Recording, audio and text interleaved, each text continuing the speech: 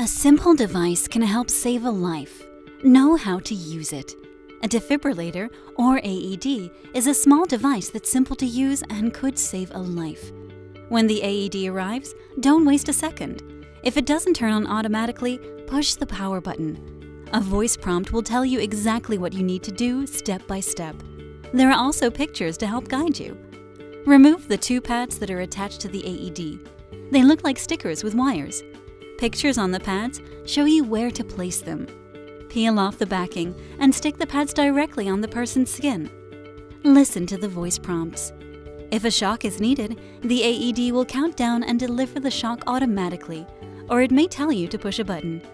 Keep listening to the voice. It will tell you what to do. Stay with the person. If they start to move or try to get up, keep them calm and at rest until medical help arrives.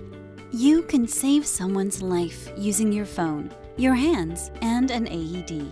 Don't hesitate. You can't hurt. You can only help. heartandstroke.ca/CPR